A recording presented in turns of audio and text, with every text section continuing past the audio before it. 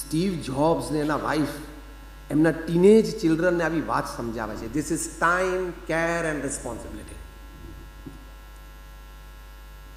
બંને સંતાનો માન્યા કે પપ્પા તમે કહો છો બરાબર છે, મમ્મી તમે કહો છો બરાબર છે, અને સાદો ફોન વાપરતા.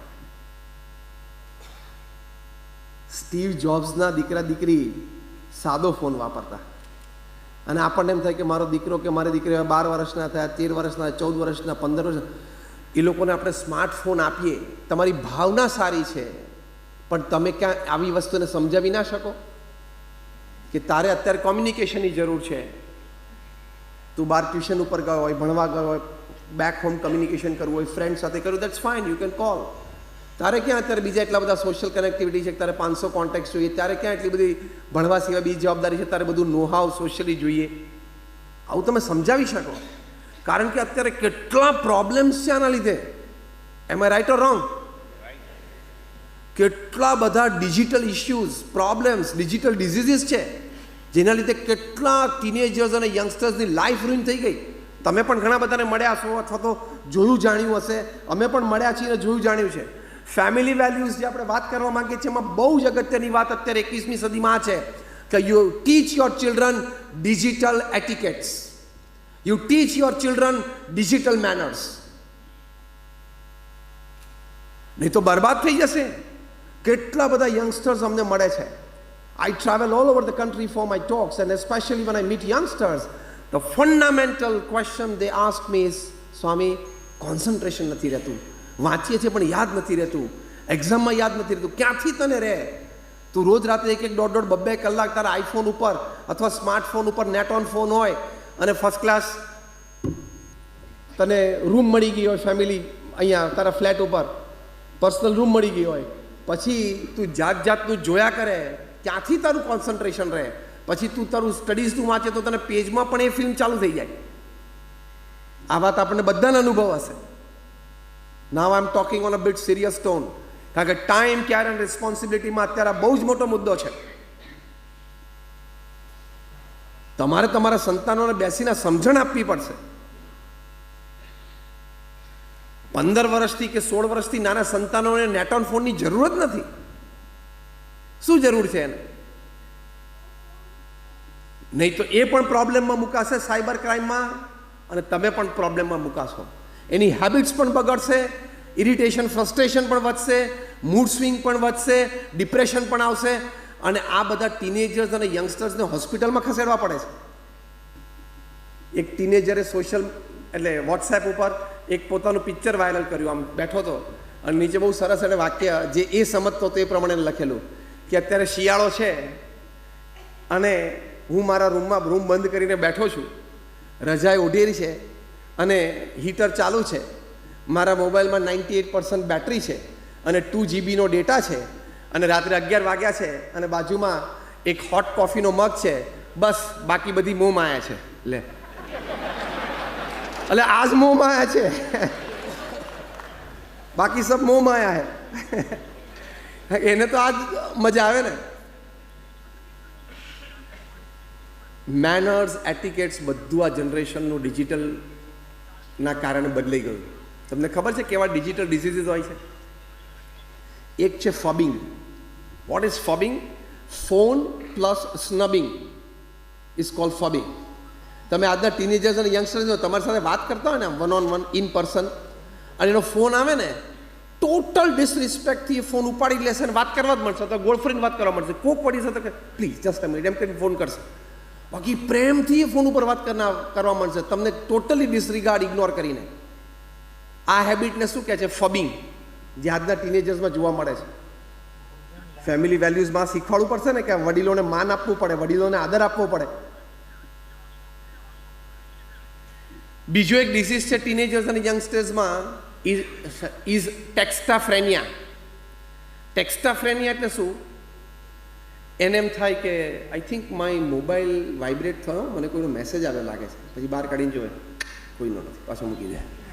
2-3 મિનિટ એને કંઈક થાય કે મને મેસેજ આવ્યો. That is called textaphrenia. આપણને બધાને લાગુ પડે છે. દર 3જી મિનિટે આપણે ખિસ્સામાં હાથ નાખીને મોબાઈલને ટચ ન કરીએ ને તો આપણે ડિસ્ચાર્જ થવા માંડીએ છીએ. તમે જોજો, મોબાઈલ તો જ્યારે ડિસ્ચાર્જ થાય ત્યારે, પણ આપણે ડિસ્ચાર્જ થવા માંડીએ છીએ ને, આપણે ટચ થવું જ પડે મોબાઈલે દર 3જી મિનિટે. ટેક્સ્ટાફ્રેનિયા. બીજો એક રોગ ટીનેજર્સ અને યંગસ્ટર્સમાં છે, એન્ઝાયટી. ટેક્સ્ટ પ્લસ એન્ઝાયટી એટલે શું? યાર અડધો કલાક થઈ ગયો, મને કોઈ કે મેસેજ કે ફોન ના કર્યો, તો તું સેલિબ્રિટી છું? તારે ઇન્સ્ટાગ્રામ ઉપર 2.5 મિલિયન ફોલોવર્સ છે, કે તને કોઈક અડધો કલાકે 10, 15, 25 મેસેજ આવે અને ફોન આવે? એને એન્ઝાયટી કહેવાય. પછી એક છે fad, FAD, fad, Facebook addiction disorder. આ ફેડને તો ઓફિશિયલી વર્લ્ડ હેલ્થ ઓર્ગેનાઇઝેશને મેન્ટલ ડિસઓર્ડર તરીકે જાહેર કરી દીધો છે. માનસિક રોગ, અતિશય ફેસબુકને આસક્ત હોય એ. અને અમે તમને મહિના પહેલાં તમે ન્યૂઝમાં વાંચ્યું હશે, એક MNCના સિનિયર એક્ઝિક્યુટિવે એક એમ્પ્લોયીને હાયર કર્યો છે કે ભૂલથી પણ મારાથી ઓફિસ આવર્સ દરમિયાન ફેસબુક ઓપન થઈ જાય તો તારે મને લાફો મારવા માટે બાજુ બેસાડે છે. He is paid. શેની માટે એને પે કરે છે? લાફો મારવા માટે. કારણ કે કેટલો બધો એડિક્ટ હતો કે ઓફિસ આવર્સમાં પણ એ ફેસબુક ઓપન કરતો હતો. હમણાં દિલ્હીમાં રામ મનોહર લોહિયા હોસ્પિટલમાં 2 ટીનેજર, બંને રિયલ બ્રધર્સ, એક 18, એક 20, એ બંને જણાને દાખલ કરવા પડે. કારણ કે ફેસબુક એ લાઈવ જોવે નહીં ને, ફેસબુક સ્ક્રીન ચાલુ ના હોય ને, તેનું શરીર કાંપવા માંડે ડ્રગ્સની જેમ. એને તરસ લાગી હોય તો ભૂલી જાય કે મને તરસ લાગી છે, ખાવાનું ભૂલી જાય, ખાધું હોય તો પચે નહીં. અને એને એમ્બ્યુલન્સમાં રામ મનોહર લોહિયા હોસ્પિટલમાં લઈ આવ્યા ને ત્યારે બંનેના હાથમાં લેપટોપ ને સ્ક્રીન ઉપર ફેસબુક તો ચાલુ જ હતું, તો જ હોસ્પિટલ સુધી પહોંચે એવું હતું. કેવી પરિસ્થિતિ છે!